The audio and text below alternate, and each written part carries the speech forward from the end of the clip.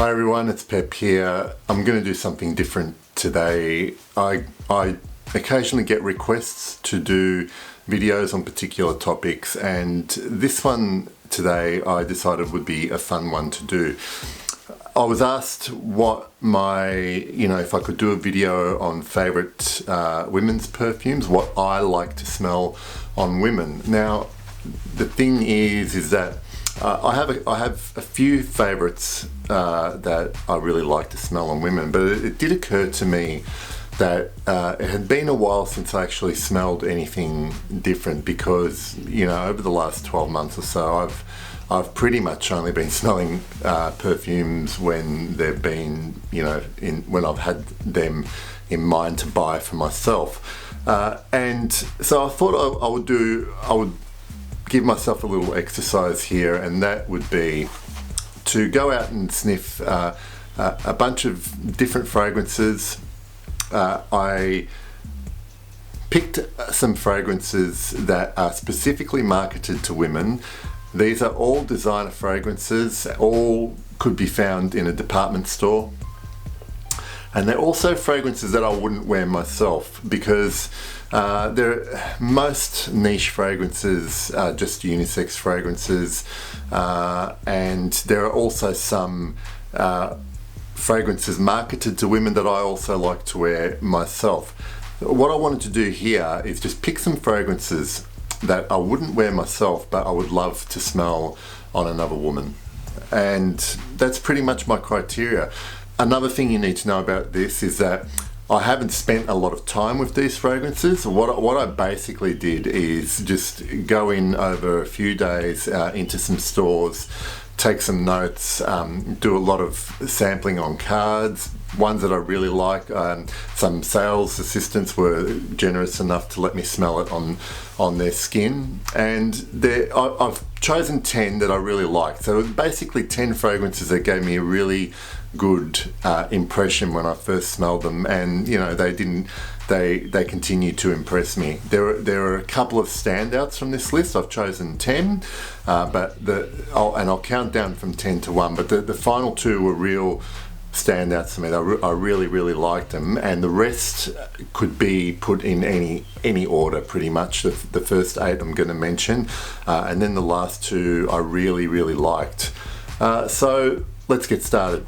So at number 10 is from Christian Dior, and that's none other than Miss Dior, the Eau de Toilette version, and this one was released this is the 2013 version. So the main notes here are blood orange, patchouli and rose, and I just thought it's just done really nicely. It's just a really nice smelling feminine scent, and Miss Dior is at number 10.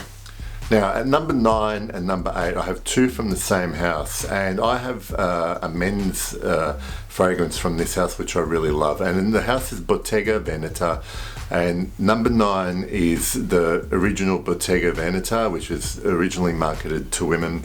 This also has, like the men's, a leather accord. There is jasmine, there is carnation, and there's also a plum note in there as well, and I felt that it was a really lovely, classy, feminine scent.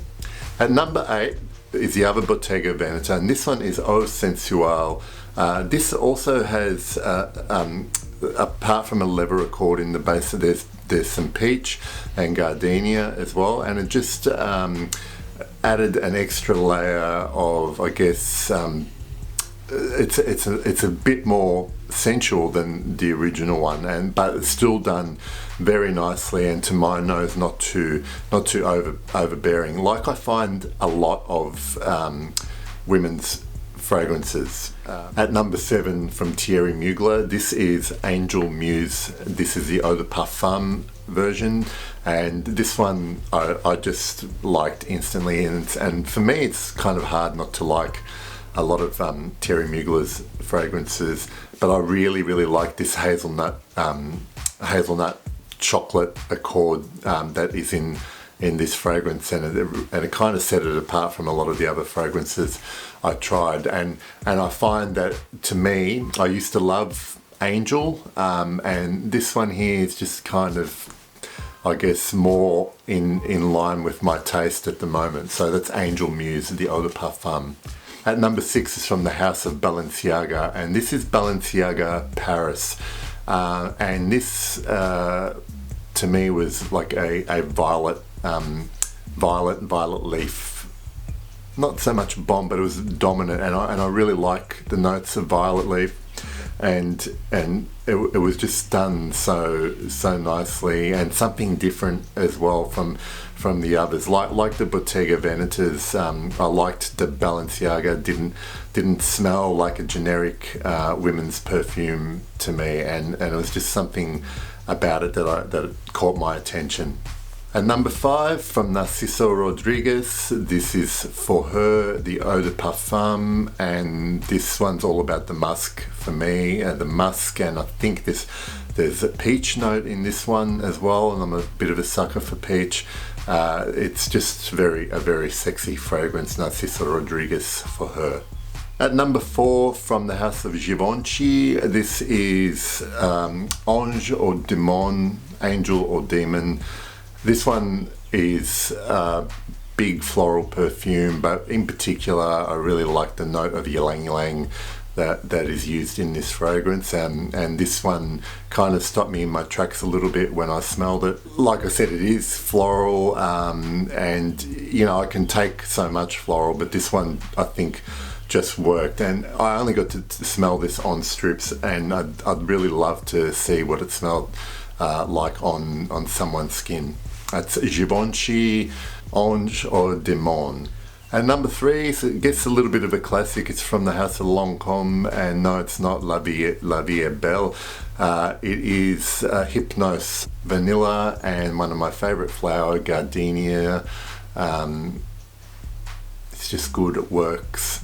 I really like it. I know a lot of people wear it, but it's kind of, I would imagine, a great easy reach for women to wear. Okay, so we come to number 2, and this is, I think, the newest release from this list. It's from the house of Ralph Lauren. This was released in 2017. I think it's only just hit the stores here in Australia. This is Ralph Lauren Woman. There are notes of tuberose, pear, rhubarb, hazelnut, and that combination just really set it apart from me. I was so, I guess, surprised, because I was handed a strip by a sales assistant thinking it was going to be just some new generic release, and I smelled it, and I couldn't put my nose away from the strip. It was really lovely. So if you're a fan of any of those notes, please give it a go, because it's really easy to, I find, I can almost dismiss whole fragrance houses at times, but what I enjoyed about this exercise was I took the time to sniff stuff that I would normally just not give the time to, and I was pleasantly surprised. So that's number 2. That's Ralph Lauren Woman. Okay, at number 1, from the house of Bvlgari. This is from their Eau Parfumée range. This is Eau de Rouge, red tea. The red tea, I think it translates to. As you can imagine, there is tea notes in here, but the thing I really loved about this fragrance was the fig fruit notes, and not fig leaf, fig fruit, and it just was really nicely balanced. But that fig, or that fruity accord that's in there, there's also a walnut note in here, and I'm not sure if I picked it up when I was smelling. It was like when I was looking at the notes.